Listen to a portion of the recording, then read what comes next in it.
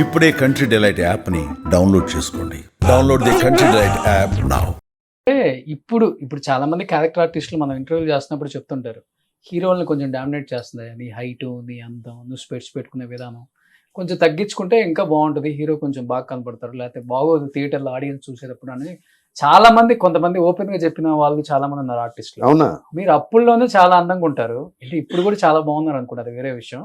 అప్పుల్లో ఇంకా ఇంతవరకు అమ్మాయి చెప్పలేదు. మంచి ఫ్రిడ్జ్ లో నుంచి తీసిన యాపిల్ పండాలు ఉంటారు కదా, హీరోల పక్కన కొంచెం కష్టమయ్యి అని గ్లామర్ కొంచెం తగ్గించుకో, లేకపోతే కొంచెం నెక్స్ట్ వరుసలో ఉండు అని చెప్పిన డైరెక్టర్లు చాలా మంది ఉండుంటారు కదా. అసలు అలా ఉండదు, చెప్పారు, నేను విన్నాను. కాదు ఎంత అందంగా ఉన్నా ఆడికి టాలెంట్ ని బట్టే ఉంటది. ఇప్పుడు కొంతమంది ఆర్టిస్టుల పేర్లు చెప్పక్కర్లే, అందం ఉందని వాళ్ళు అంత గొప్ప ఆర్టిస్టులేరా, లేకపోతే రోజుకి అన్నేసి లక్షలు తీసుకుంటున్నారా? తమిళ్లో ఉన్నారు, వడివేలు ఉన్నాడు, రోజుకి 15 లక్షలు ఎంతో, అందంగా ఉన్నాడని తీసుకుంటున్నారు ఏంటి?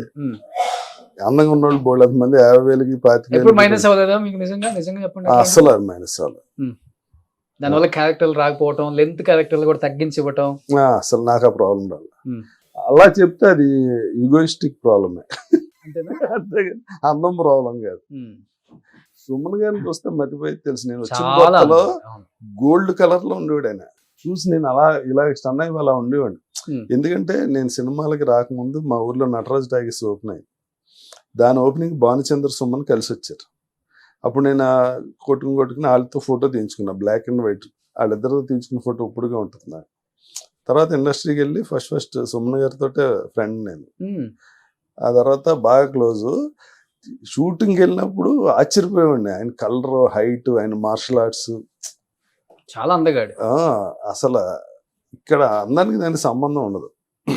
భానుచంద్ర గారు యాక్షన్ హీరోగా వచ్చారు.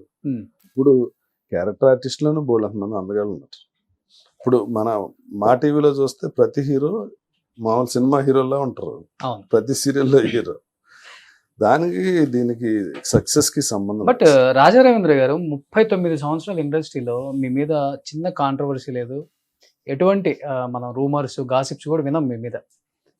కానీ ఇవన్నీ వినలేదు, కానీ ఒకే ఒకటి ఇప్పటికి సర్క్యులేట్ అవుతూనే ఉంటుంది.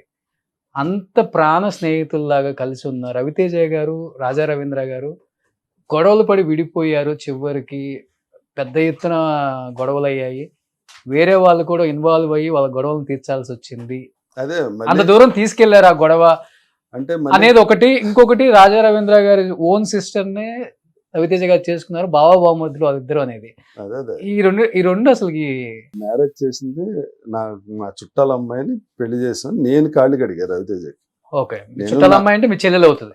అస్సలు సంబంధం లేదు, చుట్టాలు అవటం అంటే క్లోజ్ ఏం కాదు, మాకు తెలిసిన వాళ్ళ అమ్మాయి.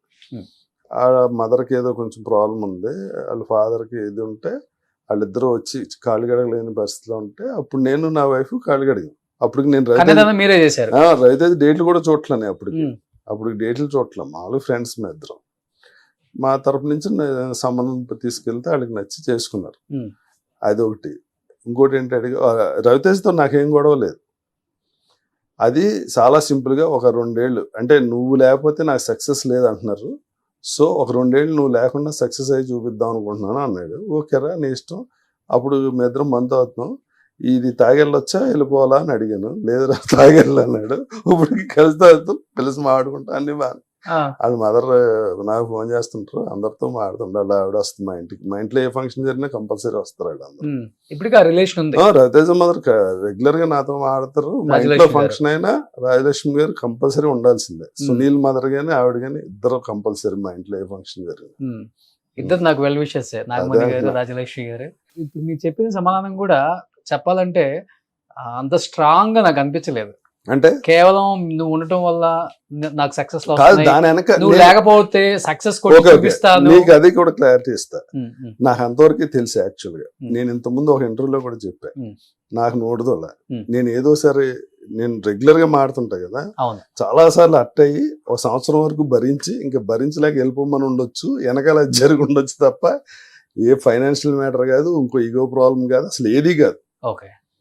ఇప్పుడు ఆడ హీరోగా ఎక్కడికో ఎదిగిపోయాడు, లక్షల నుంచి కోట్లకి వెళ్ళిపోయాడు. నేను ఇంకా సేమ్ ఇదివరకు లాగా బిహేవ్ చేస్తుంటే కొంచెం ఇబ్బంది ఉంటుంది ఎవరికైనా.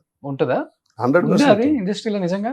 ఉంటది. మరి మామ తాగి కూర్చొని అవన్నీ ఓకే. ఆ, కానీ అంటే 10 మందిలో ఉన్నప్పుడు ఇప్పుడు ఎవడో ఏదో చెప్తాడుగా, ఆడేంటండి అలా చేస్తుంది మీతో, ఎవడో ఒకడు ఉంటాడుగా పక్కనే. ఓకే.